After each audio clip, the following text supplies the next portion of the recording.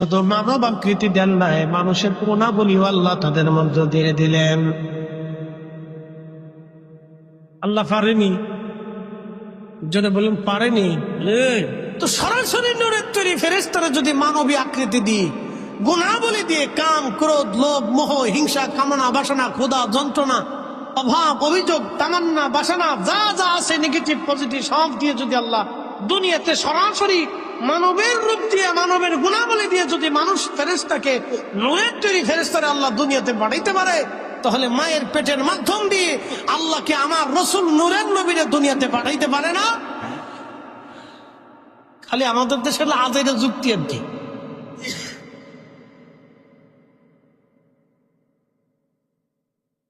এই জন্য কোরআন আল্লাহ বলেন, قد جاءكم من الله نور।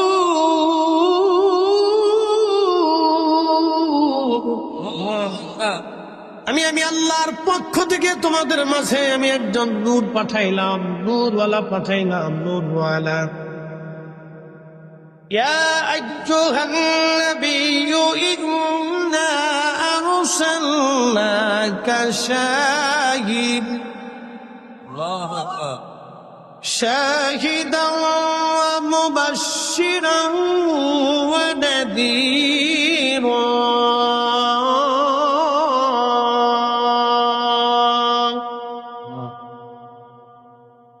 وداعيا إلى الله بإذنه وسراجا منيرا।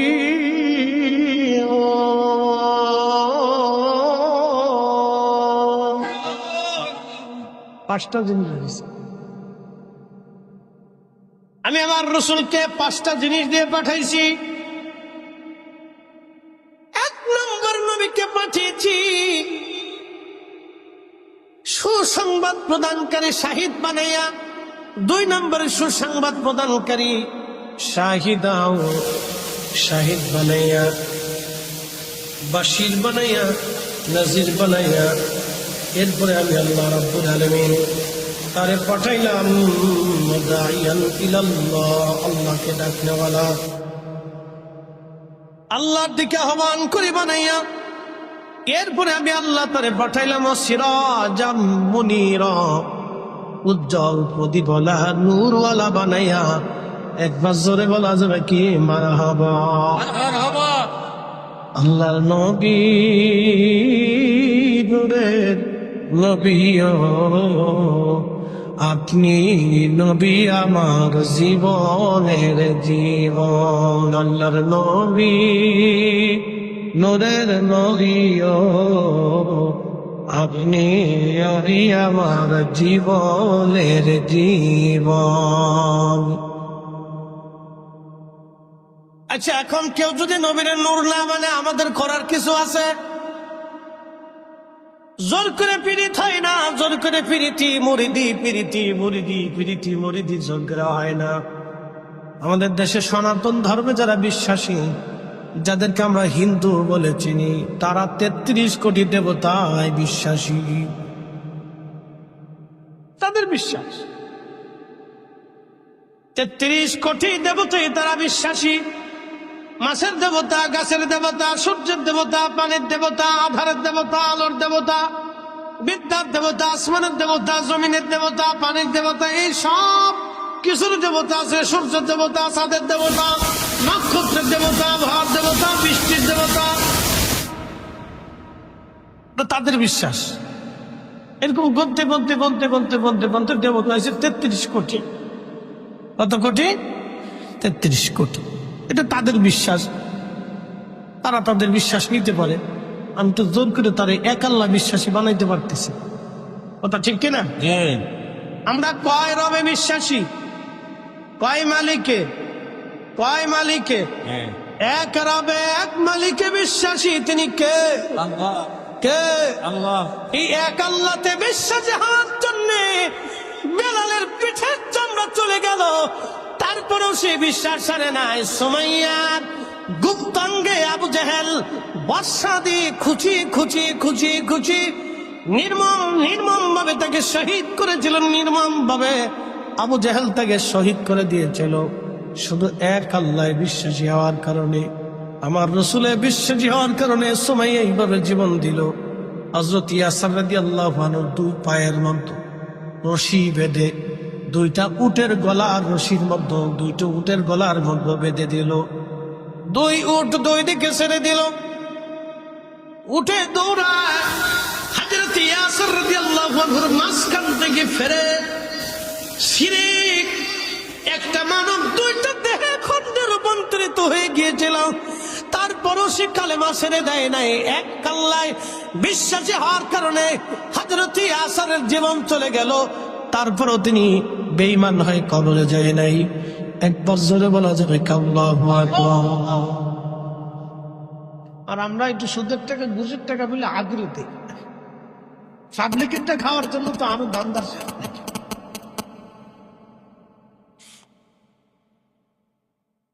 টেবিলের নিচ দিয়ে নেওয়ার জন্য পাগল।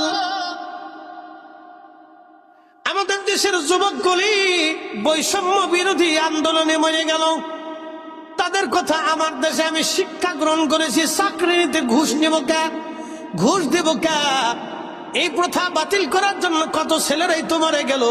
আচ্ছা আপনারা বলেন ঘুষ কি বন্ধ হইছে? যে ছেলেরা জীবন দিল জীবনটাই বৃথা হয়ে গেল বাবা। ঘুষ প্রথা বন্ধ হয়ে গেল। হুজুর ঘুষ প্রথা কিভাবে বন্ধ হবে?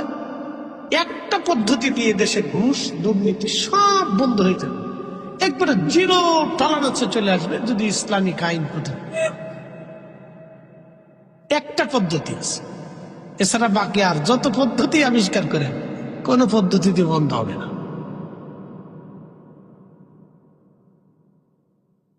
প্রিয় উপস্থিতি, খুব মনোযোগ দিয়ে শুনিয়া যান। না কষ্ট হচ্ছে আপনাদের?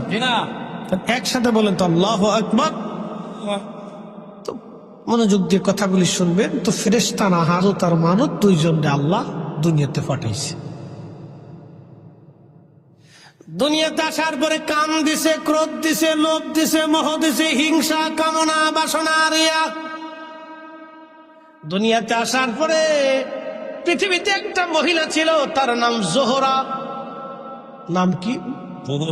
জোহরা নামক একজন সুন্দরী পরমা রূপসী একজন নারী ছিল। জোহরারে দেখা হারুত আর মারুত পাগল হয়ে গেছে। এই জোহরারে কেমনে বাগানো যায়? ওরা যে ফেরেশতা ভুলে গেছে, আল্লাহর সাথে চ্যালেঞ্জ ছিল সেটাও ভুলে গেছে।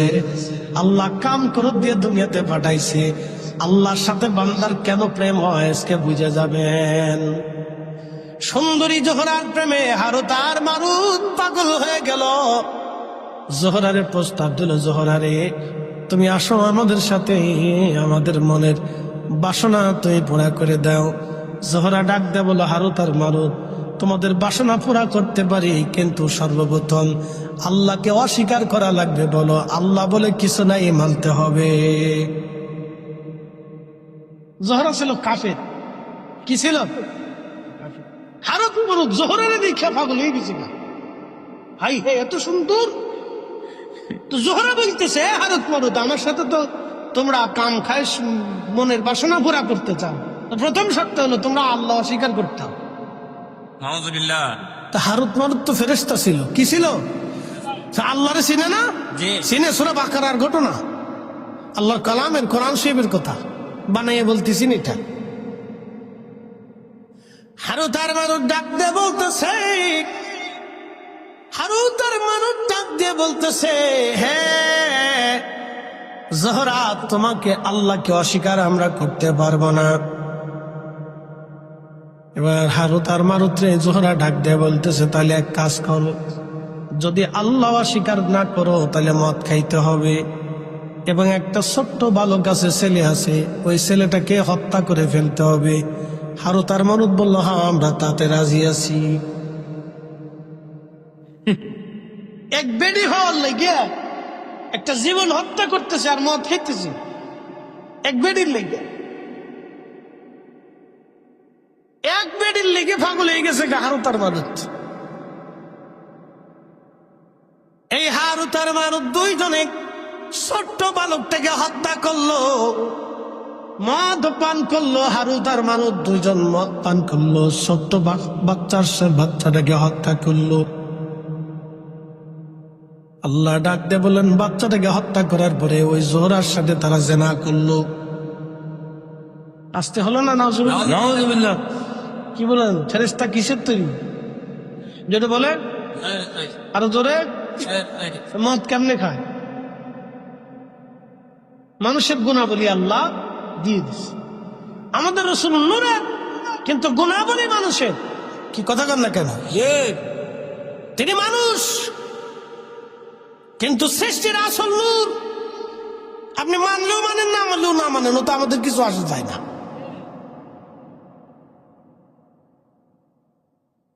প্রিয় ভাই আমার, খুব মনোযোগ দিয়ে শুনে যাবেন। হারুত আর মারুত নূরের তৈরি। ফেরেশতা মদ পান করলো, কারণ মানবীয় গুণাবলী আল্লাহ দিলেন। মানুষ হত্যা করলো, মানবীয় গুণাবলী আল্লাহ দিলেন। জোহরার সাথে জেনা করলো, মানবীয় গুণাবলী আল্লাহ দিলেন। আল্লাহ তখন ডাক দিলেন, হারুত আর মারুত, ও হারুত আর মারুত, আমি আল্লাহ পাঠাইলাম দুনিয়াতে পরীক্ষা করার জন্য, কিন্তু তোমরা তো পরীক্ষায় ফেল করলো। তোমরা ফেরেশতা হওয়া সত্ত্বেও আমার আসমান জমিন ঘুরে ঘুরে তোমরা দেখেছ, আমি আল্লাহ রাজত্ব দেখেছ, আমি আল্লাহ সব তোমরা জানো, সব দেখেছ। দেখার পরেও তোমরা দুনিয়াতে যেয়ে ভুলে গেলা। আর আমার মানব জাতির আমি কিছুই দেখাই নাই, শুধু তারা দুনিয়া দেখে, আমি আল্লাহর কথা শুনে বিশ্বাস করে তারা সেজদার মধ্যে যায়। সুন্দরী নারী পাওয়ার পরেও তারা জানা করে না। খাবার হাম্মাদের কার্টুন দূরে দূরে রাস্তার উপর দিয়ে থাকার পরেও তারা খায় না। ও ফেরেশতারা রে, এবার তো বুঝিয়া কেন আমার বান্দারা শ্রেষ্ঠ এবং কেন তাদের ইবাদত আমি আল্লাহ পছন্দ করি। একবার জোরে বলা যাবে কি মারহাবা। আল্লাহ বানাইলেন এত জাতি, হইল না তার প্রেম প্রীতি। ঠিক কিনা? আল্লাহ বানাইলেন কত জাতি, হইল না তার প্রেম প্রীতি। অবশেষে মানুষ বানায়, অবশেষে মানুষ বানায় প্রেমের কারণে। প্রেমের ডোরি বান্দরে মদিনার সঙ্গে। প্রেম হবে কার সাথে? জোরে বলেন, আরো জোরে। আল্লাহর সাথে প্রেম হবে। আল্লাহ ডাক ডেকে হারুত আর মারুত রে, ও হারুত আর মারুত, আমি আল্লাহ মানব জাতি বানিয়ে কাম দিলাম, ক্রোধ দিলাম, লোভ দিলাম, মোহ দিলাম, হিংসা, কামনা, বাসনা সব দেওয়ার পর আমার বান্দারা আমি আল্লাহর ভয়ে হুকুমে মাথা নত করে থাকে। তারা আমি আল্লাহ দেখে নাই, আমি আল্লাহর আসমান জমিন জগৎ কবর হাসর জান্নাত জাহান্নাম তারা কিছুই দেখে নাই। কিন্তু তোমরা ফেরেশতারা সব দেখার পরেও, তোমরা সব দেখার পরেও আমি আল্লাহর কুদরত, আসমান জমিন ভূমণ্ডল নবমণ্ডল সব কিছু দেখার পরেও হারুত আর মারুত দুনিয়ার ভিতরে যাইয়া মদ পান করলা, মানুষ হত্যা করলা, জোহরার সাথে তোমরা জেনা করলা। হারুত আর মারুত রে, তোমাদের জন্য আসমানের দরজা বন্ধ করে দিলাম, আর কোনদিন তোমরা আসমানে ঢুকতে পারবে না। কারণ তোমরা মদ পান করছো, হারাম খাইছো। আমি আল্লাহ পবিত্র, আমি পবিত্রটাকে ভালোবাসি। আমি আল্লাহর জায়গা পাক, অতএব পাককে আমি পছন্দ করি। তোমরা যেহেতু না পাক হয়ে গেছো, অতএব আর আমি আল্লাহর আসমানে ঢুকতে পারবা না। তোমরা দুনিয়াতেই থাকো। কিয়ামত পর্যন্ত তারা শাস্তি ভোগ করতে থাকবে। এরপরে যদি আল্লাহ দয়া করে মাফ করেন, সেটা আল্লাহর দয়া। বুঝতে পারছেন? এই জন্য ফেরেশতারাও পরীক্ষায় কি করলো? ফেল করলো। একসাথে বলবেন আল্লাহু আকবার। ফেরেশতারা পরীক্ষায় কি করলো? ফেল করলো। আপনারা আজকে পরীক্ষায় পাস করলেন। আর আপনারা পরীক্ষায় পাস করলেন, বলে কারণ কি?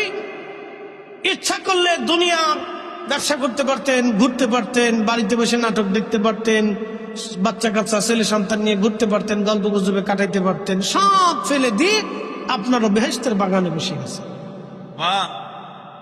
খুশিকে বলে দলিল কি বুঝাইতেছে? এখানে একটা শব্দ লেখছে, মহাপবিত্র ঈদে মিলাদুন নবী উদযাপন উপলক্ষে আজকে মাহফিল। আচ্ছা মনোযোগ দেন, যদিও এটা মিলাদুন নবীর মাস না, কিন্তু তারপরেও মিলাদুন নবী। কারণ কি? ঈদ মানে খুশি, মিলাদ শব্দের অর্থ নবীর আগমন বা রসুলের জন্ম মোবারক, যেটা বলেন আল্লাহ নবী পাইছি আমরা, কথা ঠিক কিনা? কি পাইছি? নবী পাইছি। আমান্না আলাইনা বিকা, আল্লাহ আমাদের মাঝে তার নিয়ামত পাঠিয়েছে, ঠিক কিনা? রসুলের উপরে পৃথিবীতে কোনো নিয়ামত আছে? কোনো নিয়ামত নেই। এই জন্য কাজী নজরুল লিখছেন, কাজী নজরুল কবিতার ছন্দে লিখেছেন, ত্রিভুবনের প্রিয় মুহাম্মদ এলো রে দুনিয়ায়, রে সাগর আকাশ বাতাস দেখবি যদিয়া, আয় রে সাগর আকাশ বাতাস দেখবি যদিয়া, ধুলির ধরা বেহেশত আজ। মারহাবা বলবেন না? পৃথিবীটা আজকে কি হয়ে গেছে? জান্নাত। কার কারণে? রসুলের কারণে। যদি রসুল না আসতেন তাহলে আমরা দিন পাইতাম।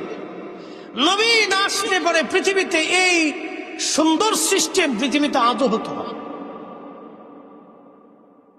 এই যে সুন্দর আইন কানুন, আগে সনাতন ধর্মে স্বামী মারা গেলে জীবন্ত স্ত্রীকেও স্বামীর সাথে পুড়িয়ে মারা হতো। কি কথা বল না কে? আগে দেখা যায় তো ওই যে কি বলে, বড় বড় ধনী যারা তারা বড় বড় প্রতিমার সামনে তারা যাইতো, মন্দিরে তারা যাইতো। গরিব যারা ছিল তারা মন্দিরে ঢুকতে পারত না। কিন্তু মুসলমানরা আসার পরে দেখলো ধনী আর দরিদ্রের কোনো বৈষম্য নাই। যেই কাতারে ধনী দাঁড়াবে সেই কাতারে গরিবও দাঁড়াবে, যেই কাতারে রাজা দাঁড়াবে সেই কাতারে প্রজাও দাঁড়াবে। এটার নাম মসজিদ, এটাই আল্লাহর ঘর, এটাই আল্লাহর আইন। কেউ খাবে কেউ খাবে না, কেউ ঘুমাবে কেউ ঘুমাবে না, তা হবে না, তা হবে না, ঠিক কিনা? এটার নাম মুসলমানিত্ব। মসজিদ থেকে বুঝে যাবে কোনো বৈষম্য নাই, যে আসবে আগে তার যাবে।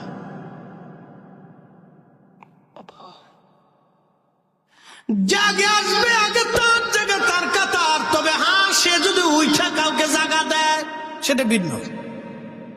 ধরেন মসজিদের মুতল্লি সব, তিনি মুরব্বী ধরে, তো তিনি আস্তে আস্তে পিছে পড়ে গেছেন। এখন সামনের কাতার থেকে একজন উঠে যায়, যদি বলেন মুতল্লি সাহেব আপনি সামনে আসেন, আপনি এখানে বসেন, তাহলে সেটা ওই লোকটা তাকে সম্মান করবে, ঠিক কিনা? ভালো করতে পারে, কোনো অসুবিধা নেই। কিন্তু মুতল্লি সাহেব যদি সামনে দেয়া বলে এই না পিছে যাও, এটা হবে? এটা করা যাবে? মানা যাবে? এটাই যে যেখানে জায়গা পাবে সে সেখানে দাঁড়াও। আচ্ছা ধরেন নামাজ চালু হয়ে গেছে, শুরু হয়ে গেছে, ইমাম সাহেব বলতেছে আলহামদুলিল্লাহি রাব্বিল আলামিন আর রহমানির রহিম। এখন এলাকার এমপি সাহেব মসজিদে ঢুকলেন, ঢুকে যায় ইমাম সাহেবের পিছনে যা আছে তারা ধাক্কা দিয়ে টাইনে পিছনে সরাই দিয়ে এমপি সাহেব সামনে দাঁড়াই যাবে। কি কথা বলেন? মসজিদে মুসল্লিরা মানবে? সমাজ মানবে? কখনোই কোন মুসলমান এটা মানবে না। ওই মসজিদের ভিতরে গন্ডগোল লেগে যাবে। তা আপনি করছেন? কিন্তু কোন এমপি, কোন চেয়ারম্যান, মেম্বার এই কাজ কখনো করে না। কারণ কারো ভিতরে যদি দিন থাকে তাহলে সেই কাজ সে আস্তে করে যেখানে জায়গা পাবে সেখানে দাঁড়াবে, ঠিক কিনা? এটার নাম ইসলাম। তো আগে এরকম আমাদের দেশে যারা ধনী ছিল তারা ওই প্রতিমা মন্দিরে তারা যাইতো, পূজা দিত। গরিব যারা ছিল তারা ওই বাইরে দাঁড়াইতেন। তো ওই সময় তারা দেখলো যে হাই হাই মুসলমানের নিয়ম তো খুব সুন্দর। এই আস্তে আস্তে মুসলমানের সুন্দর নীতি নিয়ম দেখতে দেখে দেখে দেখে দেখে দেখে ধীরে ধীরে মুসলমান হতে হতে হতে হতে হতে হতে আজকে সারা পৃথিবীতে 200 কোটি মুসলমান। একসাথে বলবেন না আল্লাহু আকবার। প্রিয় উপস্থিতি, খুব মনোযোগ দিয়ে কথাগুলি শুনবেন। ফেরেশতারা মানে ফেল খেয়ে গেল, আল্লাহর আমরা পাস করলাম, তখনও ফেরেশতারা আল্লাহর পরীক্ষায় ফেরেশতারা ফেল করে বসলো। আল্লাহ বলেন, ও ফেরেশতারা, দেখলাম আমি আমার বান্দাদেরকে কেন ভালোবাসি। এই যে মাহফিলে আপনারা বসছেন, ঈদে মিলাদুন নবী লেখা হয়ে গেছে। একটা ঘটনা শোনাই। আল্লাহ নবী রাস্তা দিয়ে হেঁটে যাচ্ছেন, ঠিক এমন সময় নবীজি দেখলেন কয়েকজন কিছু সাহাবীরা এক জমাতে বসে বসে আল্লাহর জিকিরে ফিকিরে ইবাদতের সময় কাটাচ্ছে। নবীজি জিজ্ঞেস করলেন, মা জালাসনাকুম, ফেরেশতারা তোমরা কেন বসছো এখানে? ফেরেশতারা জবাব দিল, ইয়া রাসূলুল্লাহ, আলা মা হাদানা লিদীনিহি, আল্লাহ আমাদেরকে দ্বীন দিয়েছেন, হেদায়েত দিয়েছেন। ওয়া মান্না আলাইনা বিকা, আপনি নবী নামক দুঃখিত ফেরেশতা। সাহাবীরা আল্লাহ নবীকে ডাক দেয়া বললেন, নবীজি বললেন, সাহাবীরা তোমরা কি করো? তোমরা এখানে কেন বসছো? বসে বসে কি করতেছো? ফেরেশতারা সাহাবীরা জবাব দিল, ইয়া রাসূলুল্লাহ, আমরা এখানে নাদউল্লাহি ওয়া নাহমাদুহু, আল্লাহর জিকির করতেছি, আল্লাহর প্রশংসা করতেছি, আল্লাহর গুণকীর্তন করতেছি, তাসবিহ তাহলিল করতেছি। যারা বলেন সুবহানাল্লাহ। আমরা কি করতেছি? জিকির করতেছি। কার? আল্লাহ। যারা বলেন আল্লাহ। আমি আলোচনা করতেছি, আপনারা মাঝে মধ্যে আপনারা সুবহানাল্লাহ আলহামদুলিল্লাহ বলতেছেন, আপনাদের মন উৎফুল্ল হচ্ছে, আপনারা শুনতেছেন। এই সবই ফিরে জিকির আল্লাহ। তো সাহাবীরা ওই রকম বসে আল্লাহ জিকির করতেছে, আল্লাহর গুণকীর্তন করতেছে, প্রশংসা করতেছে, ওই মাহফিল চলতেছে। তো নবীজি বললেন, সাহাবীরা তোমরা কেন বসছো? সাহাবীরা বললেন, ইয়া রাসূলুল্লাহ, আলা মা হাদানা লিদীনিহি, আল্লাহ আমাদেরকে দ্বীন দিয়েছেন, হেদায়েত দিয়েছেন। আমরা আগে গোমরা ছিলাম, পথভ্রষ্ট ছিলাম, দ্বীন কি জিনিস বুঝতাম না, নীতি কি জিনিস বুঝতাম না, সত্য বুঝতাম না, হালাল বুঝতাম না, পর্দা প্রসিদ্ধা বুঝতাম না, ন্যায় অন্যায় বুঝতাম না। ইয়া রাসূলুল্লাহ, এই দ্বীন এবং হেদায়েত পাওয়ার কারণে আমরা গুমরাহি থেকে, পথভ্রষ্টতা থেকে আমরা হেদায়েতের রাস্তা পেয়েছি। নবী গো, সেই জন্য আমরা আল্লাহ জিকিরে বসে গেলাম। এরপরে সাহাবীরা আরো একটা শব্দ বলেন, আমান্না আলাইনা বিকা, আপনি নবী নামক মহা নিয়ামত আল্লাহ আমাদেরকে দিয়েছেন। আমরা নবী পাইয়া আল্লাহর জিকিরের মাহফিলে আমরা বসে গেলাম। একবার জোরে বলা যাবে কি মারহাবা? মারহাবা। মিলাদুন নবী, নবী পাইয়া, কি কথা কন না কেন, ঠিক কিনা? কি পাইয়া? জোরে বলেন, কি পাইয়া? নবী পাইয়া আজকের মাহফিল আমরা সাজাইছি, ঠিক কিনা? সাহাবীদের যে উদ্দেশ্য, আমাদেরও একই উদ্দেশ্য। সাহাবীদের যেই কাজ, আমাদেরও একই কাজ। সাহাবীরা মাহফিল সাজাইয়া আল্লাহ জিকিরে ফিকিরে বসে গেছে, আমরাও মাহফিল সাজাইয়া আল্লাহ জিকিরে ফিকিরে আমরাও বসে গেলাম। আল্লাহ নবী ডাক দিয়ে বললেন, সাহাবীরা রে, তোমরা কি শুধু এই কারণে বসছো নাকি অন্য কোনো উদ্দেশ্য আছে বলো? সাহাবীরা জবাব দিল, ইয়া রাসূলুল্লাহ, আল্লাহর কসম করে বলি, আমাদের আর কোনো উদ্দেশ্য নাই। আমাদের উদ্দেশ্য একটাই, আমরা আল্লাহর জিকিরে বসছি দ্বীন পাইয়া এবং নবী পাইয়া, দ্বীন পাইয়া নবী পাইয়া। আমার দিকে তাকান, দুটি প্রশ্ন এবং জবাব দিবেন।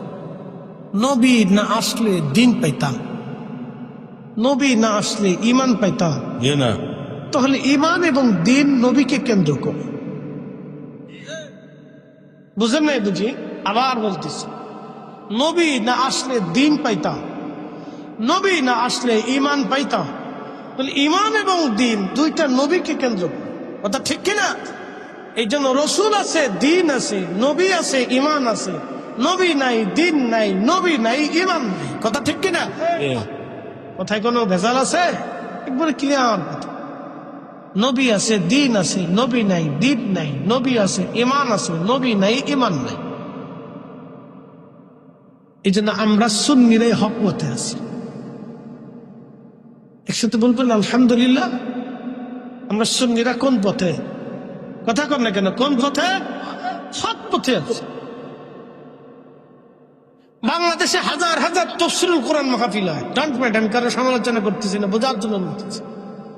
হাজার হাজার হয়। কয়টা মাহফিলে রসুলের শান মানে আলোচনা হয় আমাকে বলে দেন, বলে।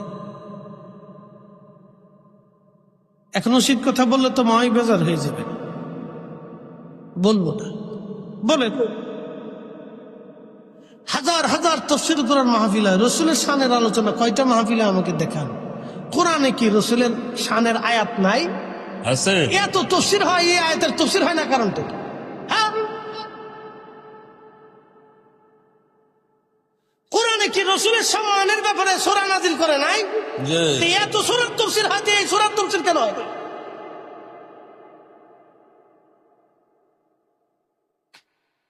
এগুলো তার মানে বোঝা গেল কিছু বৈষম্য আছে,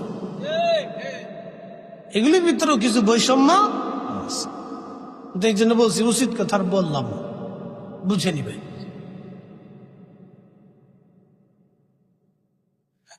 মুসলমান খুব বুঝো, ভালো করে শুনিয়া দেবেন। সাহাবীরা বললেন, ইয়া রাসূলুল্লাহ, আল্লাহর কসম করে বলি আমাদের আর কোনো উদ্দেশ্য নাই, আপনি নবী পাইয়া, দিন পাইয়া আমরা মাহফিল সাজায় দিয়েছি। ইয়া রাসূলুল্লাহ, নাদউল্লাহি ওয়া নাহমাদুহু, আমরা আল্লাহর গুণকীর্তন করতেছি এবং আল্লাহকে ডাকতেছি, আল্লাহর হামদ আমরা করতেছি। নবীজি বললেন, সাহাবীরা তোমরা আমার ছাত্র, তোমাদেরকে সন্দেহ করতেছি, বিষয়টা এরকম না। তোমাদেরকে সন্দেহ করতেছি, বিষয়টা এরকম না সাহাবীরা রে। এজন্যই তোমাদেরকে কসম করাইতেছি, এজন্য কসম করাইলাম তোমাদেরকে সাহাবীরা। ফাতানি জিবরিল আলাইহিস সালাম, জিবরিল আমার কাছে এসেছিল। ফাআখবিরিনি, আমার কাছে খবর দিয়ে চলে গেছে। তোমাদের এই মজলিসখানা দেখে আল্লাহ এত খুশি, ইউবাহিবুকুমুল মালায়েকা, সমস্ত ফেরেশতাদের সামনে আল্লাহ গর্ব করতেছে, অহংকার করতেছে, গর্ব করতেছে, অহংকার করতেছে। চিৎকার মেরে ধরে বলেন আল্লাহু আকবার। তাহলে এই মাহফিলগুলি হলে প্রেম হয় কার সাথে? জোরে বলেন কার সাথে? এই মাহফিলগুলি বসলে প্রেম হয় আল্লাহর সাথে। মিলাদুন নবী, নবীর আগমনের মাহফিলে বসলে প্রেম হয় আল্লাহর সাথে। প্রত্যেক দুনিয়ার মানুষ বেদাত বেদাত চিল্লাইলেও ও সাতা আমাদের কিছুই যায় আসে না। কথা বলেন ঠিক কিনা? খুশি হয় কে? খুশি হয় কে? আল্লাহ নিচে খুশি। ইউবাহিবুকুমুল মালায়েকা, আল্লাহ রাসূল তার জবান দিয়ে বলতেছে, ফেরেশতা সাহাবীরা তোমাদেরকে সন্দেহ করতেছি না। ফাআখবিরিনি, জিবরাইল আমার কাছে খবর দিয়ে গেছে, বলে গেছে তোমাদের এই মজলিস দেখে আল্লাহ तमाम ফেরেশতাদের সামনে তোমাদেরকে নিয়ে আল্লাহ অহংকার করতেছে। অতএব এই মাহফিলটা অনেক দামি মাহফিল, অনেক মর্যাদা বলা মাহফিল। এখন দুনিয়ার মানুষ বেজার হলে আমাদের বাবা কিছু করার থাকে না। আমরা দুনিয়ার মানুষের ভালো মন্দ খুশি বেজার দিয়ে মাহফিল সাজাবো। আমরা আল্লাহকে খুশি করার জন্য মাহফিল সাজাবো। কথা বলেন ঠিক কিনা? আমরা আল্লাহকে খুশি করার জন্য মিলাদুন নবীর মাহফিল সাজাবো। কথা বলেন ঠিক কিনা? কে খুশি হলো, বেজার হলো, বেদাত ফতোয়া দিলে ওগুলি আমাদের দেখার সময় নেই, ওগুলি দেখা যাবে না। আপনার কাজ আপনাকে তো চালাইতে। তো আল্লাহর সাথে বান্দার কেন প্রেম হয় মুখতাসার আপনাদেরকে বুঝাইলাম। কেন বান্দার সাথে আল্লাহর প্রেম হয়। এবার রমজানে চলে যায়, রমজানে ইফতারির সময় রয়েছে। ওই ইফতারির সময় বান্দা যখন হাত ঘুরায় তখন ফেরেশতাদের সামনে আল্লাহ ডাক দেয়, ফেরেশতারা, এই ফেরেশতারা, তোমরা না বলছিলে এই মানব জাতি সৃষ্টি করেন না, এরা ফাসাদ করবে, মারামারি করবে, কাটাকাটি করবে, অন্যায় করবে, অশ্লীল কাজ করবে, রক্তপাত করবে, ওয়াসফিকুদ্দিমা, তারা রক্তপাত করবে। ও নাহনু নুসাব, নেগেটিভ পজিটিভ দিছি, ক্ষুধা দিছি, তৃষ্ণা দিছি, ক্ষুধা দিয়েছি, তৃষ্ণা দিয়েছি। আমার বান্দা সারাদিন না খেয়েছে, সারাদিন তৃষ্ণায় তার কলিজা শুকাই গেছে, পানি আছে, খাবার আছে, বান্দা হাত লড়ায় কিন্তু খায় না।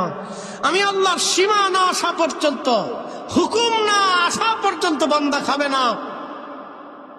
আমি হুকুম দিয়েছি মাগরিবের আজান হবে, তারপরে বান্দা ইফতার করবে। ফেরেশতারা, তোমরাই বলে খালি ইবাদত করো, তোমরাই বলে আমি আল্লাহর জিকির করো, তোমরাই বলে আমার হামদ করো। দেখো আমার ফেরেশতারা খাবার সামনে ইফতার নিয়ে বসে রয়েছে, আমার কত বান্দা ইফতার নিয়ে বসে আছে। ফেরেশতারা, ফেরেশতারা, আল্লাহ পাক অহংকার করতে থাকে। একসাথে বলা যাবে আল্লাহু আকবার। তখনই বান্দার সাথে কার প্রেম হয়? আল্লাহ। বান্দার সাথে কার প্রেম হয়? আল্লাহ ডাক দেখে, ফেরেশতারা যা, আমি আমার বান্দার জীবনের সব গুনাহকে মিটিয়ে দিলাম, মাফ করে দিলাম। সুবহানাল্লাহ। প্রেম হয় কার সাথে? প্রেম হয় কার সাথে? আল্লাহর সাথে প্রেম। এই জন্য দুনিয়ার মুহ থেকে আপনাকে বের হয়ে এসে যখনই সেজদার মধ্যে পড়ে যাবেন, তখনই রাত খুশি হয়ে যাবে, বান্দার সাথে আল্লাহর প্রেম হয়ে যাবে।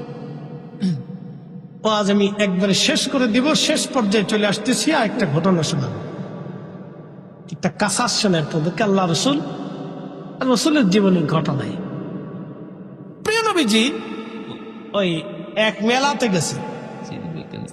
আমাদের দেশে বিভিন্ন জায়গায় মেলা হয় না, আজারে বাজারে ফাজার মেলা না, তখনকার দিনে বাণিজ্য মেলা হতো। পৃথিবীর বিভিন্ন দেশ থেকে বিভিন্ন ধরনের লোকজন এসে বিভিন্ন মাল সামানা পণ্য সামগ্রী নিয়ে মদিনাতে এসে বাৎসরিকভাবে 1 মাস 2 মাসের জন্য তারা এই পণ্য সামগ্রী বিক্রি করত।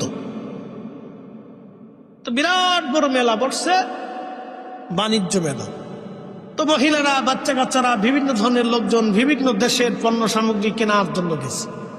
ধরেন চাঁদপুরের কচুয়াতে যদি একটা মেলা বসে, সিরিয়ার থেকে, মিশর থেকে, আরব থেকে, ভারত থেকে, পাকিস্তান থেকে, আফগান থেকে, বিভিন্ন দেশ থেকে বিভিন্ন পণ্য সামগ্রী নিয়ে আসছে, তখন আপনাদের চিন্তা হবে যে তাহলে আমরা একটু ঘুরে দেখে আসি আফগানের মাল কেমন, পাকিস্তানের মাল কেমন, ওই সিরিয়ার মাল কেমন, আরবের মাল কেমন। কেনার জন্য একটা মানুষের উৎসাহ থাকে না?